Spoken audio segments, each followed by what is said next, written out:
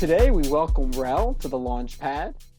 Please, if you don't Hey, mind, give a short intro for anyone who may be unfamiliar with your work. well, my name is Rel.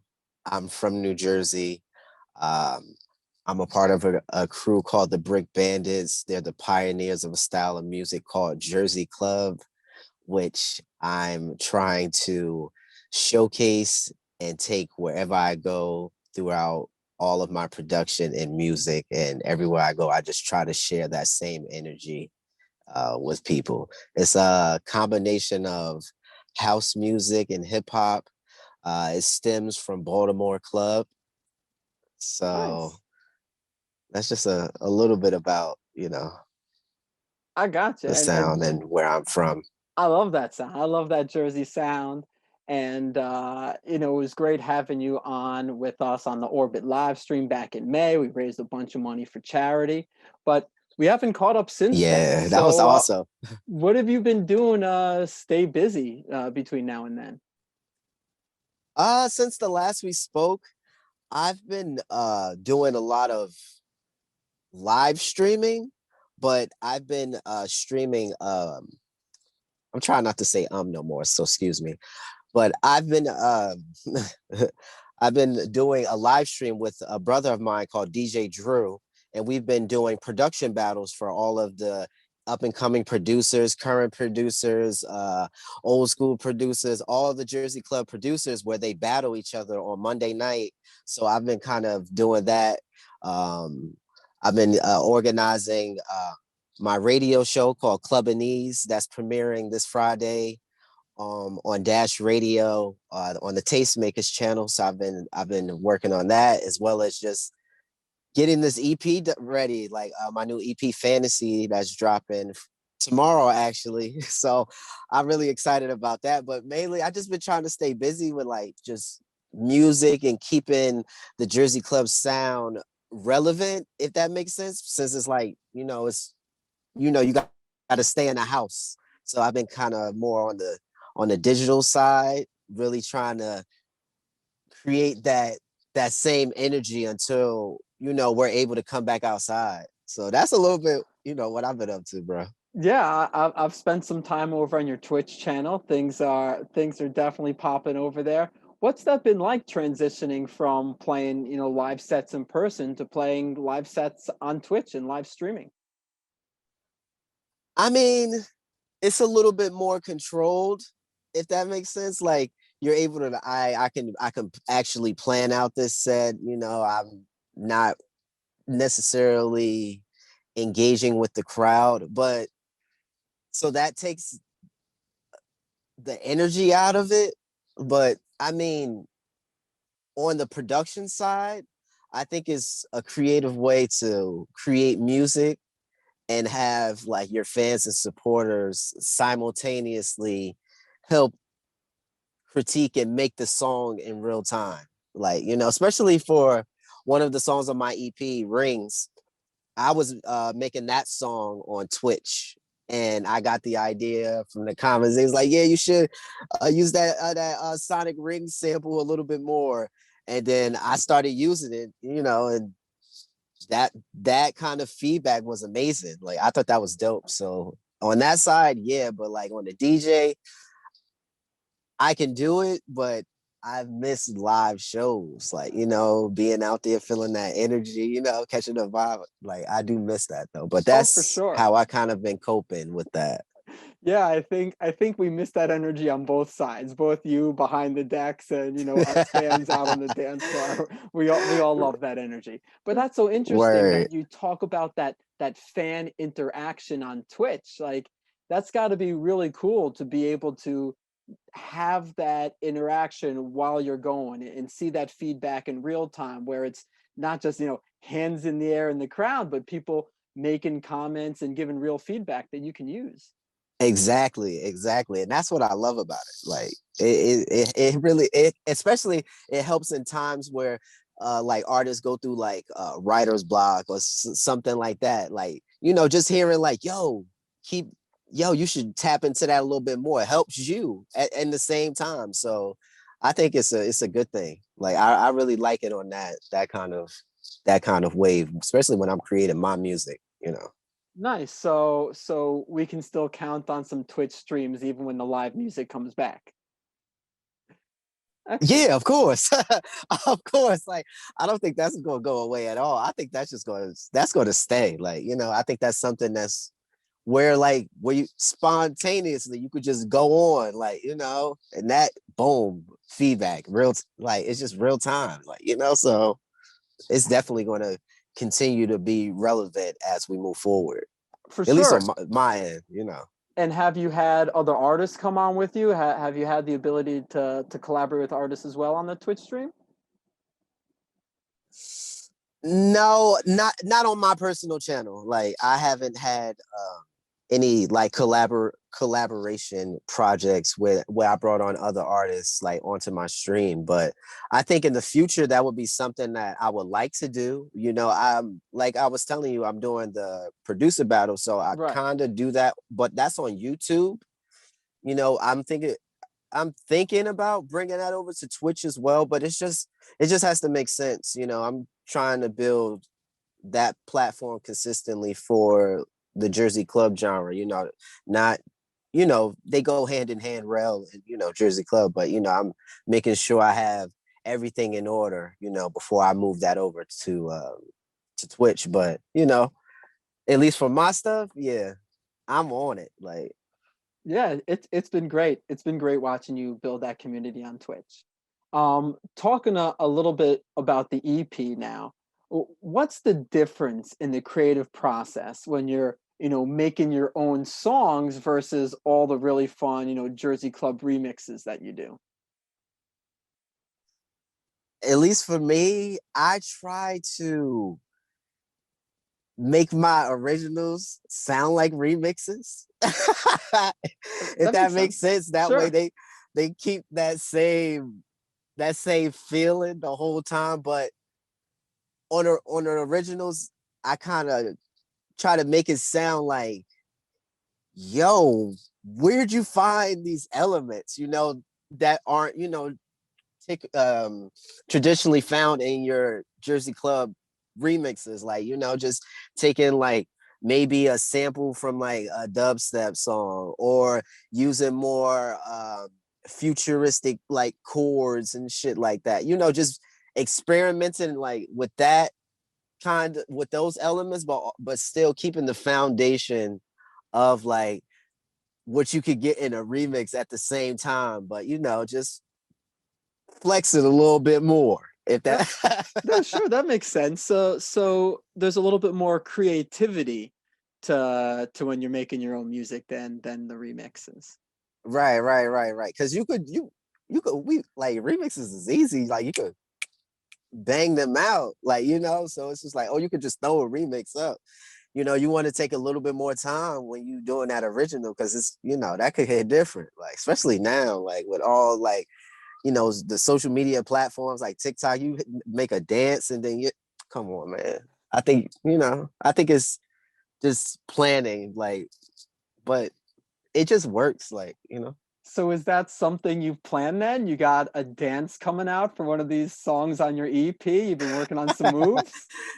I mean, yeah, I still got my moves. Yeah, I'm still good. Like I'm tightening up on them. But I mean, I haven't put any dances like to the records. I feel like they're just going to spontaneously happen because it's Jersey club music. So people going to get the vibe, at least, the homies and the people back home, they'll put their own like routine to it, like, and do whatever they want, but it's no specific, like, yo, you have to do this dance to the song. It's always just like, yo, any Jersey club dance could work, like, but if we make up something new, then hey. Yeah, hey, the innovation's there, you got to meet up with Right. time. And like you said, people are always looking for something new on those socials. So, maybe that's something for your Twitch channel, see if some of those fans will start making a dance. That Yeah, we sounds could like do some that. fun. That Yeah, sounds we like could fun. definitely do that. Yeah, that would be lovely. Yeah. So this is your first EP release on Dimmock, right? What's been No, this is my third. This is your third with Demont. Oh my Yeah, goodness. yeah, So yeah. This is my third one. what's this experience been like working with this record label? It's been a beautiful experience. Since we first linked up, I think back in like 2014 when I did the Keys and Crates remix with them. They've been nothing but supportive and definitely helping me through. Like I did South by Southwest with them in 2016. And then I think it was 2017 or 2018. I don't remember, but we did Tomorrowland. Like they've been advocate supporters of Jersey club music. Like this, like I did a vision project with them. Then I did my second project with a Jersey love story. So that was like they've been taking their time to really like allow me to dive into that Jersey club world, but also bring it up and try to push it mainstream, you know, into new audience and stuff like that. So I think it's been a it's been a lovely turnout working with Denmark. And that now we have fantasy coming out tomorrow. You know, shameless plug. But Oh, please do. it's gonna be nothing but good then. Like, you know, so I've done a lot of good things. Yo, plenty of shows like with Steve, damn, like Canada, Uh, I didn't even Atlanta, like Huntington Beach, like it's a lot. I didn't realize the extent and how long you'd been with them. My apologies. So I'll tell you No, it's all good. something It's that all was good. really interesting when I was looking through your Instagram feed was I saw that you had a tour through Asia. So, what was that like having to organize an international tour halfway across the world? I mean, I ain't gonna say it was easy, but it was like, yo, I've been going to at least Asia for a while now. I'll say since about as long as I've been with Denmark, like about since like 2014. So each year is like I retain a relationship with those I don't really call them promoters. I call them friends. I Nice. maintain those relationship with my friends, and then like they bring me out every year, another show, and then I've seen the progression as the venues get bigger and bigger and bigger, you know, and each time is like every time I'll meet somebody new, and then I just hit them up like, yo, I'm trying to come back out there. Let's see what we can do. Let's organize it, and we set something up. If it don't make sense, it don't happen. But for the most time, like I've seen a lot of success in the Asian market, like and Japan specifically, and honorable mention of South Korea. They know how to get down to club music. Like they Yeah. actually dance. They have people that know the routines. Like so, it's just like when I'm over there, I'm getting the feels because they actually know the dance moves that I grew up with, and I'm, pushing myself within the music at the same time. So it's just like, damn, yo, they really embrace the culture. So I love going over there. And every time it always gets bigger and bigger. It's just ridiculous. It's just like, damn. Like I remember when I was playing what three, 200, not even the room was like maybe like 150 people first show. And then like I'm doing like Club Asia that's like 2 floors, like and a sidebar upstairs, downstairs kind of thing. And it's like, yo, I'm fucking crowd surfing out here. What's like, you know what I'm saying? Like it's just different, but it's just like, yo, I fuck with that shit so hard. But So what would be the difference? How would you compare, the Asian Jersey Club fans to the American Jersey Club fans? ah, I would say my Japan family like a little bit more cute, kawaii kind of Hmm. club music, like more melodic kind of elements.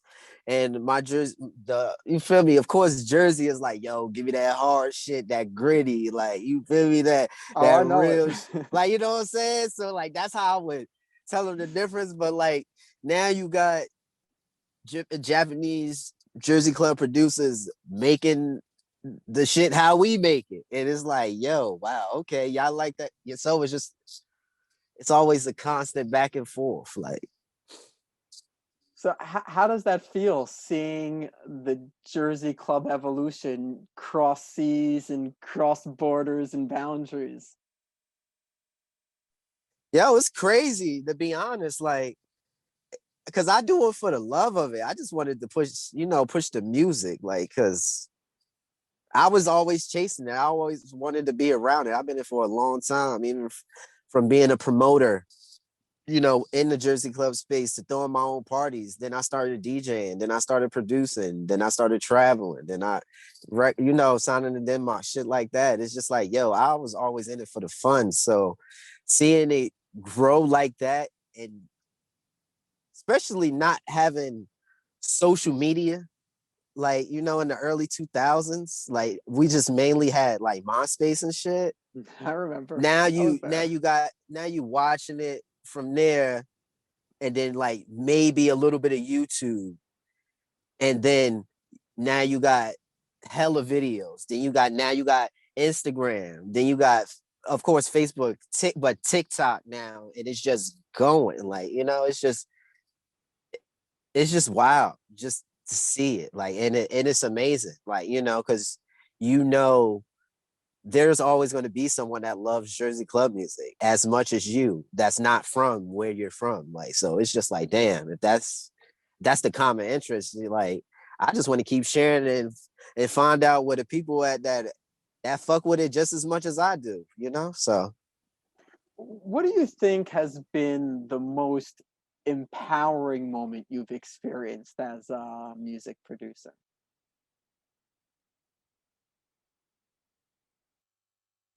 the most empowering.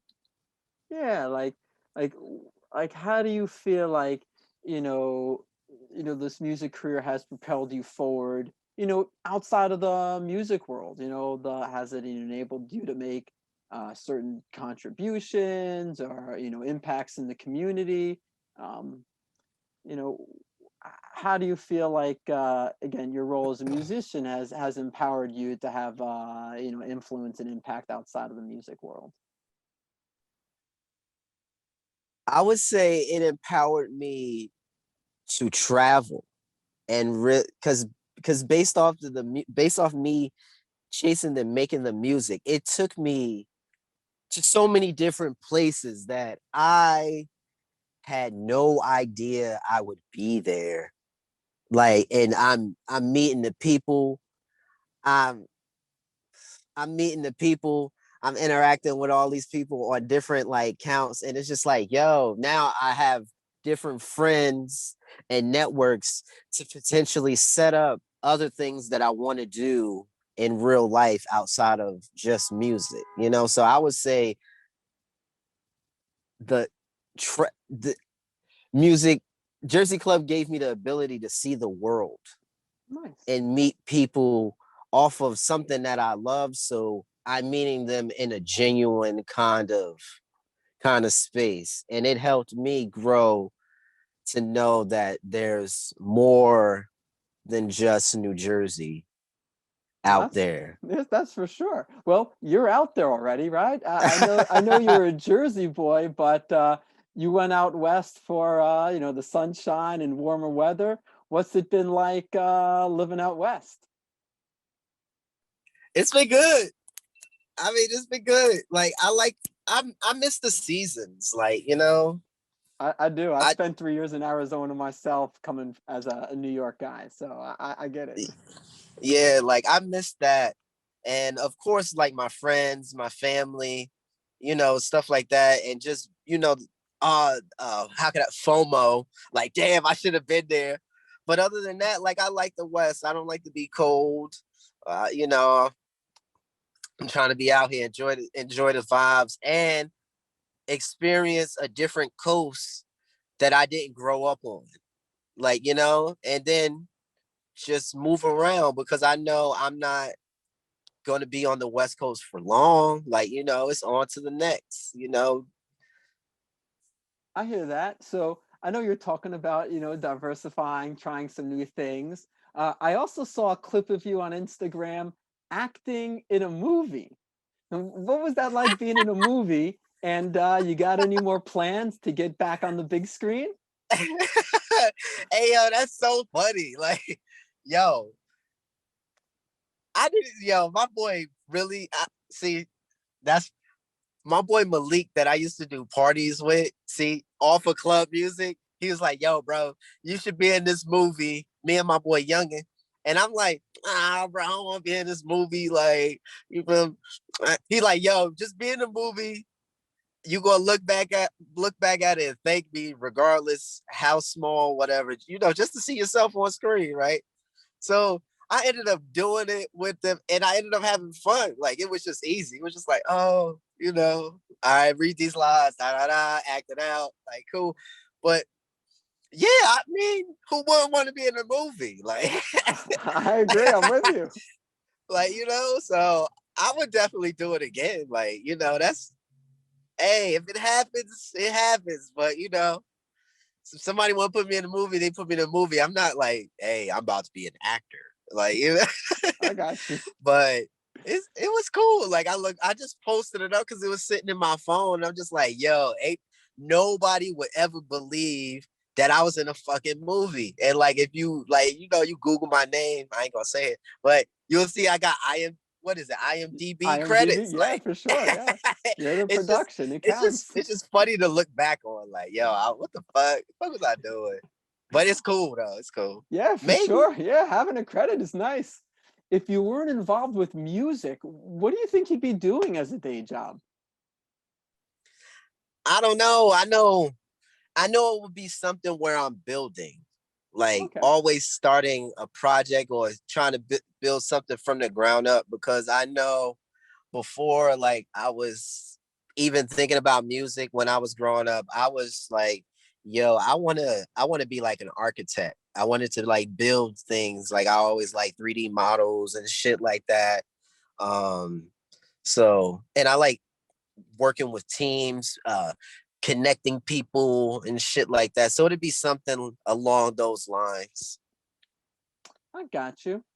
What's one thing that you wish you knew about the music industry when you were just getting started? That is it would be a big help that you'd tell to your younger self.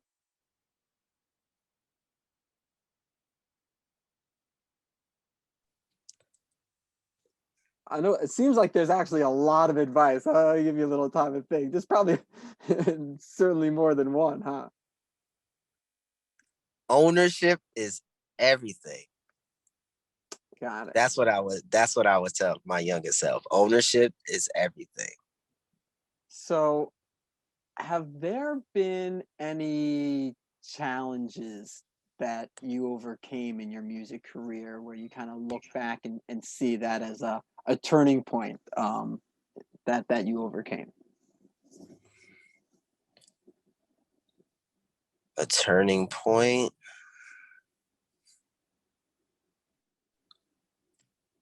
Just Can a you can you can you repeat it one more time? I want to like really think, like, because it's Well, like in your career, obviously you have some challenges. Maybe you faced a setback.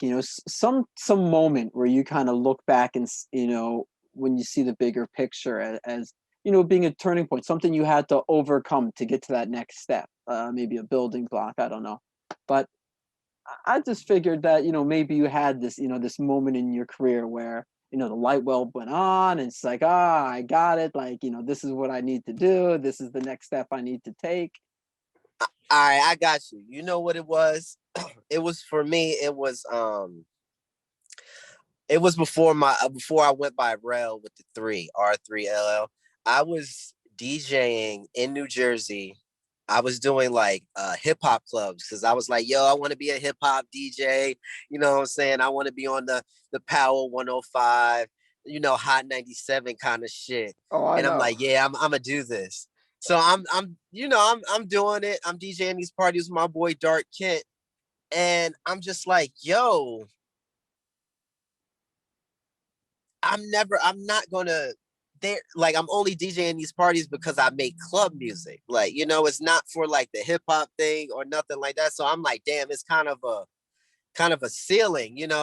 So I did the Cashmere Cat Rice Rain song, Hmm. I had remixed that. And when I remixed it, it started going. Like this was like when SoundCloud was like, what was it, 2014? It was super new. And it started going, and I'm just like, yo, what the fuck? I could jump over here and do like this EDM thing, or I could stay and do this hip hop kind of wave and see what I ride out. So I'm just like, yo, if I go with the EDM kind of route, I have a lot more freedom and creativity to grow as an artist, and really I can like come back and kind of do radio, but it'll be on my own terms. So I was just like, damn, all right, this radio shit, I gotta stop. And then I was just like, yo, I'ma just change my name. I'm not DJ Rel no more. I'm just gonna go Rel and really jump into this EDM market. And then at that same time, that's when I had signed with Denmark. And then I moved to LA. Like I just moved to the West Coast 100%. So it was, I would say it would be taking that leap of faith, you feel me, of knowing like, yo, I gotta overcome this, you know, this path that I want to be on, but I gotta wait until no, I could not wait. I could go a different way to get the same kind of outcome that I wanted. I So I got you. would say during that moment I would say that would be something I had to overcome, because I always wanted to do radio. Like I never like even thought about doing like EDM and really being in the music. How could you, the music industry as an artist, like, you know? So And now I you would say got that Clubinese coming up. So you got, you're coming full exactly. circle This to is the radio program. So nice. exactly. This is why, yo, I know the universe works. Like it, it all works out. Like everything just came back full circle, honestly. And it's like now I can shift into radio and do that, but on my own terms, Nice. and a way where I know people can appreciate it from all of my previous journeys around the world, and more, you know? I like it. I'm glad that you get to come full circle back to a passion. The same with me. I'd been away from journalism for almost 20 years, and here I am doing interviews and writing articles again. I know we're just about done here, but it is February. I did want to ask you about Black History Month, being a Black producer in the EDM world. What's that experience like, and how has that experience been for you? For me, I would say it, all the like the Black artists in like the EDM space, I try to just really meet and connect with them, because it's not that many that I personally know. So when I see somebody, you feel me, of my hue, what's good, yo? Like, how can we connect? Like, yo, we out here, bro. Like, you know what I'm saying? So I really try to be on that kind of energy, because, like, yo, it need to be more of us. Like, we could do this shit. Like, this shit is more. I put it like this: it's more than enough space and opportunity for everybody to win. Like, and I would love to see more. But the ones that I do know have been showing love, and I try to lift them up as much as I can. Like, so I get it. Teamwork makes the dream work. definitely, it definitely does. Finally, is there anything else you want to plug, or if there's things you want to talk about the album before we're out of here?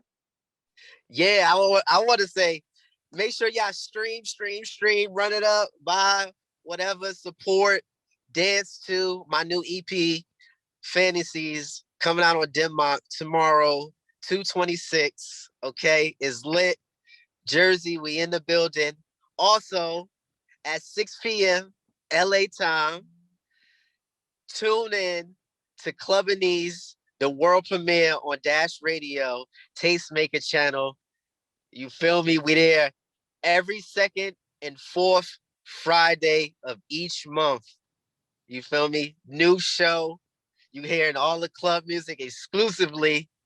So definitely tap in. Also, any artists, DJs, producers that would like to come on to Club and Knees, be sure to email us at clubandknees@gmail.com. I would love to have y'all a part of it and help push new music. You feel me? So that's what I would plug, man. Other than that, it's all love. Thank you so much. I really appreciate you. Ah, you got It's it. been real, dog. Love here too, man. Love here too. I appreciate Same. you coming on and taking the time. So, Pharrell and myself, Sam Wolloch, thanks for tuning into the launch pad, and we'll see you around. Take care, Yes. everybody. Peace.